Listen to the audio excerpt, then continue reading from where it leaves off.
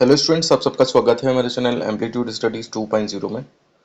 देखिए, इस वीडियो में बात करेंगे हम एग्ज़ाम में जो स्टूडेंट्स कॉपियाँ लिखते हैं उसमें कभी कभी कुछ ऐसी मिस्टेक्स कर देते हैं जो कि जानबूझ के करी जाती हैं और उनको सही आंसर पता नहीं रहता है।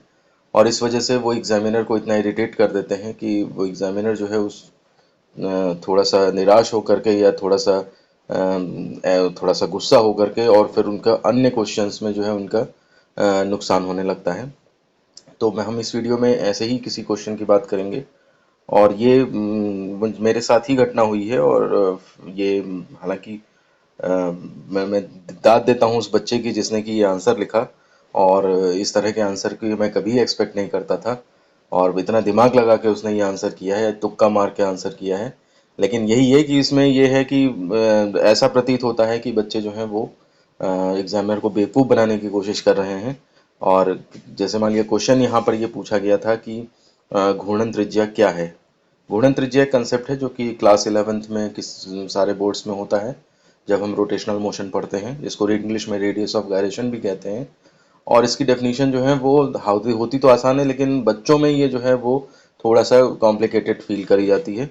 तो अब जो भी डेफिनेशन एग्जैक्ट है उसमें हम नहीं जाएंगे यहाँ पे। वो जो भी बच्चे डिप्लोमा कर रहे हैं या 11th क्लास में हैं उनको पता होगी या देख सकते हैं आप बुक में। मैं यहाँ पर इस बच्चे के दिमाग की बात कर रहा हूँ कि उसने कहाँ क्या तुक्का लगाया कि त्रिज्या है यहाँ पर, अगर ये तो इसका मतलब त्रिज्या चूंकि व्यास की आधी होती है, तो इसलिए उसने आंसर बिल्कुल धड़ाके से लिखा कि घूर्णन व्यास के आधे मान को घूर्णन त्रिज्या कहते हैं। अगर कोई बच्चा फिजिक्स नहीं पढ़ा हुआ है 11th क्लास की और इस टॉपिक को नहीं जानता है तो वो इस क्वेश्चन को अंदाजे से गलत नहीं कह सकता, क्योंकि व्यास के आधे को त्रिज्या कहते ही हैं। तो इसलिए जो है वो घूर्णन व्यास के आधे के मान को घूर्णन त्रिज्या कहते हैं। ये बच्चे ने दिमाग लगाया और ये बिल्कुल उसी तरह का क्वेश्चन लग रहा है जैसे कि आपने कभी कभी सोशल मीडिया पे आंसर देखे भी होंगे कि क्वेश्चन आता है कि जैसे महात्मा गांधी के जीवन पर प्रकाश डालिए। तो बच्चे क्या करते हैं कि महात्मा गांधी का फोटो बना करके, है ना, और उसके ऊपर टॉर्च इस तरह से दिखा करके, तो कुछ होते भी होंगे इस तरह आंसर, कुछ इस तरह से चुटकुले टाइप से बना भी दिए जाते हैं। तो इस तरह के आंसर्स जो हैं वो होते हैं। तो यहाँ पर जो है फिर वो अगर एग्जामिनर जो है बिना पढ़े जल्दी में है और उसने देखा कि हाँ कुछ डेफिनेशन लिखी या कुछ है, तो वो बच्चा ये सोचता है कि एग्जामिनर के बिजी होने का हम फायदा उठा लें और उसको बेवकूफ़ बन गया तो ठीक है, नंबर मिल जाएंगे, और नहीं नहीं तो फिर नंबर जा तो रहे ही हैं। तो ऐसी सिचुएशन में जब हमें दिखता है कि अ, ये बेवकूफ़ बनाने की कोशिश हो रही है तो नंबर यहाँ पर तो आपका कट ही जाएगा और साथ ही साथ एक नेगेटिव इम्पैक्ट एग्जामिनर के दिमाग में आ जाता है, और जो जिसका कि खामियाजा स्टूडेंट को उस जगह भुगतना पड़ता है जहाँ पर कोई थ्योरेटिकल क्वेश्चन है। और उस थ्योरेटिकल क्वेश्चन में अब मान लिया 5 में से एग्जामिनर अगर 4 या 4.5 नंबर देना चाह रहा था, लेकिन वहाँ पर वो फिर 3 3.5 अगर नंबर देगा तो यहाँ पर आपका लॉस हो जाएगा जा करके। इस तरह से अगर 2 3 क्वेश्चंस में लॉस हो गया तो आपके 3 4 नंबर इसमें कट जाते हैं।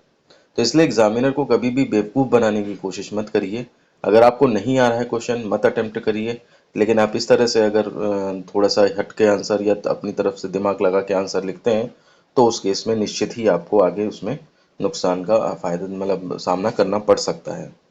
तो इसलिए मैं ये सजेस्ट करूंगा कि कॉपी लिखें तो एक बिल्कुल डिग्निटी के साथ लिखें, सोच समझ करके लिखें, जो आंसर आपको बेस्ट आता है उसी को अटेम्प्ट करें। अदरवाइज इधर उधर के तुक्के लगाने से कोई फायदा नहीं है।